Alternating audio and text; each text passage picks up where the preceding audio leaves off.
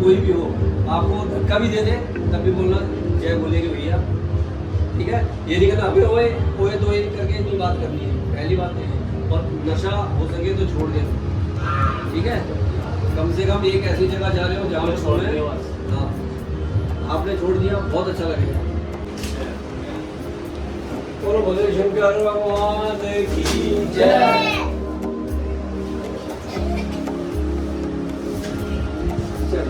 चलिए बाबा जी।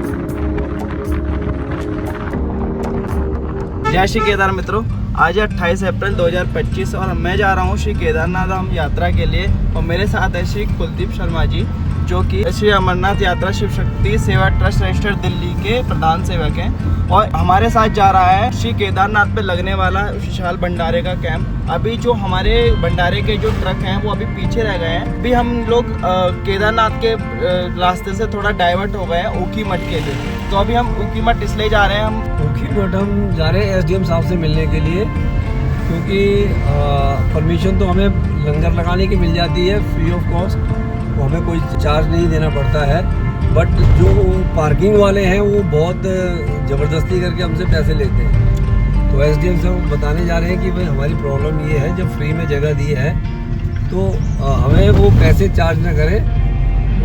इसीलिए हम उनसे मिलने जा रहे हैं ताकि वो प्रॉब्लम पहले से सॉल्व हो जाए। तो जो हर साल सीतापुर पार्किंग के अंदर जो कैंप लगाया जाता है विशाल भंडारे का, तो होता ही है कि जब भी कैंप लगने के लिए जाता है तो पहले दिन ही वहाँ के जो लोकल्स हैं, दुकान वाले या पार्किंग वाले होते हैं, वो लोग परेशान करते हैं और लगाने नहीं देते और उसको लगाने के लिए डोनेशन वगैरह की मांग करते हैं। तो पिछली बार भी उन्होंने काफ़ी जुर्माना लगाया था, लगभग 30,000 रुपये का। तो उसी के संदर्भ में हम बात करने जा रहे हैं कि जब भंडारे के लिए फ्री में जगह अलॉट की जाती है और हमारे पास पूरी परमिशन होती है उस जगह को यूज़ करने के लिए, भंडारे के लिए पूरे 1 महीने तक, तो उसके बावजूद वहाँ पे जो लोकल्स हैं हमारे ऊपर, जब मतलब भंडारे की समिति के ऊपर प्रेशर क्यों बनाते हैं, वहाँ पे मतलब लगाने से मना क्यों करते हैं। तो इसी बात को करने के लिए हम जा रहे हैं ऊखीमठ के तहसीलदार से जी से मिलने।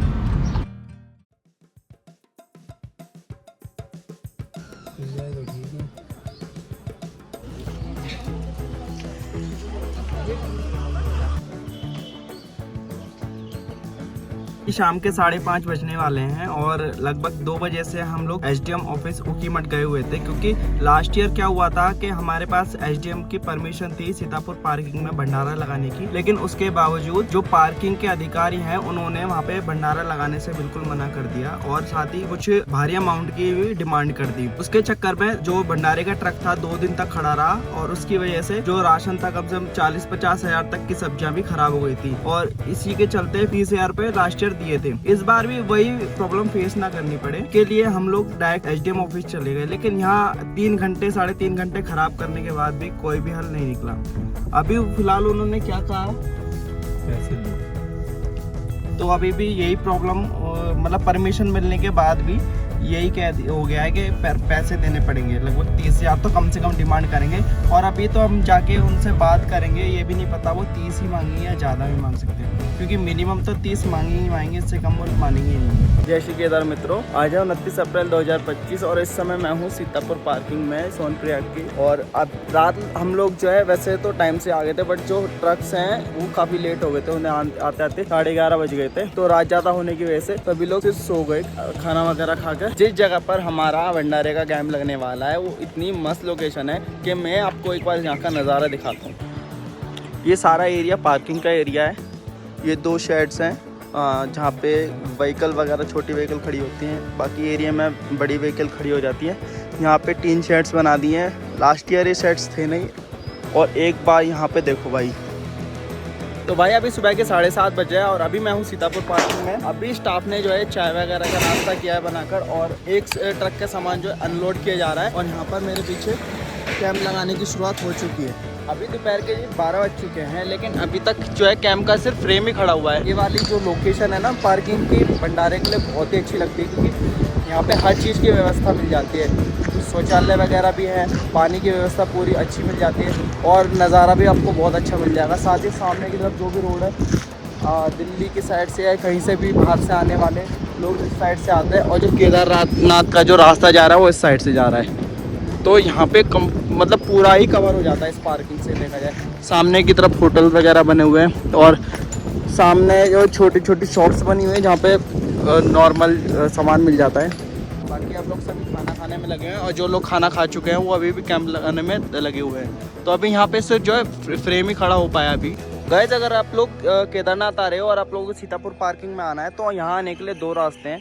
पहला रास्ता ये है जो कि जिग-जैग करते हुए ऊपर से ऊपर तक मिल रहा है सामने, और एक रास्ता उस साइड से है वहाँ से। तो वहाँ से आओगे तो ये 2 रास्ते हैं सीतापुर पार्किंग में आने के लिए।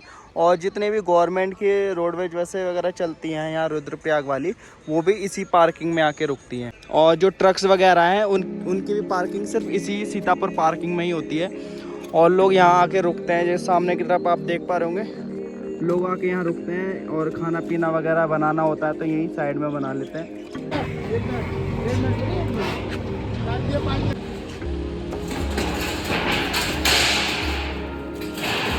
अभी शाम के 6:30 बज रहे हैं और थोड़ी बहुत देर में यहाँ पे अंधेरा भी हो जाएगा।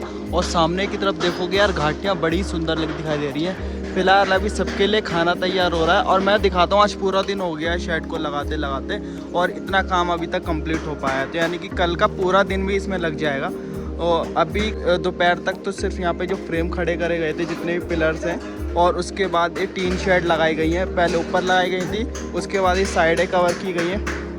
अभी ये पूरी साइड रह गई है और यहाँ बैक साइड पूरी रह गई है। अभी रात के 8:30 बज चुके हैं और हमारा जो कैंप है अभी पूरा नहीं लगा है, अभी इतना ही लगा है। लेकिन एक ट्रक का जो सामान है वो सामने ट्रक जा रहा है हमारा, वो हमने खाली कर दिया है पूरा। और उसका जो जितना भी सामान था वो हमने इस अपने कैंप के अंदर रख दिया है क्योंकि यार एक ट्रक को ना आज ही रवाना करना था और एक ट्रक में अभी राशन है उसको कल करेंगे क्योंकि जो सारा सामान है अभी ऐसे ही बिखरा हुआ है, अभी पूरा काम कंप्लीट हुआ नहीं है इसका और कल इसको कंप्लीट किया जाएगा। आप एक साइड देख सकते हो एक खाली है और ये बैक साइड है ये भी खाली है। साथ ही इसमें अभी सेक्शन बनेंगे कि किस सेक्शन में हमारा राशन रखा जाएगा और किस सेक्शन में हलवाई बैठेंगे।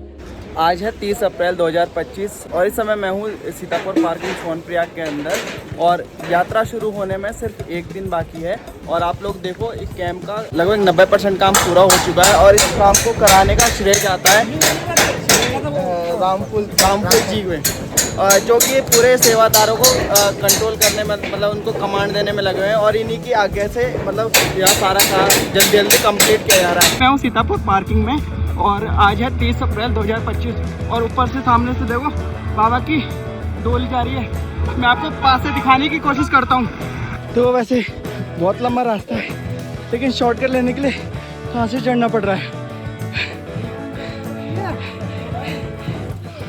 चलो भाई आ रहा हूँ मैं भी, पकड़ना।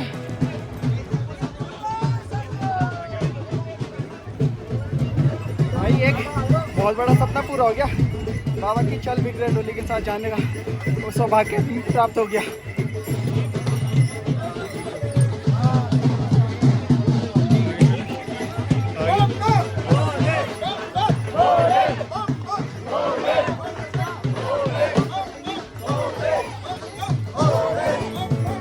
आज है 30 अप्रैल 2025 और इस समय दोपहर का समय हो रहा है और मैं हूँ इस वक्त सोनप्रयाग के अंदर और बहुत ही बड़ा सौभाग्यशाली मानता हूँ क्योंकि एक बहुत बड़ा ड्रीम मेरा पूरा हो गया। न जाने कौन से पुण्य मैंने ऐसे किए जो मेरे आगे आ गए। मेरा बहुत बड़ा सपना था कि बाबा की जब केदारनाथ की जब पंचमुखी डोली जब केदारनाथ धाम के लिए जाती है तो उसमें मैं शामिल हो सकूँ कुछ समय के लिए। तो बाबा ने बहुत बड़ी कृपा करी और मुझे उसमें शामिल होने का सौभाग्य प्राप्त हो गया। थोड़ी सी झलक मैं आपको अभी दिखलाता हूँ। मेरे पीछे आप भीड़ देख पा रहे होंगे सारे, क्योंकि बाबा यहाँ पे अभी थोड़ी कुछ देर के लिए विश्राम करेंगे और इसके बाद चल देंगे गौरीकुंड के लिए। आज रात बाबा गौरीकुंड में ही अपना विश्राम करेंगे और कल सुबह प्रातःकाल निकल जाएंगे केदारनाथ धाम के लिए, क्योंकि 2 मई 2025 को प्रातः 7 बजे बाबा केदारनाथ धाम के कपाट खोल दिए जाएंगे। थोड़ी देर सोनप्रयाग में विश्राम करने के बाद बाबा की डोली चलती है अपने अगले गंतव्य की ओर, जो कि है गौरीकुंड।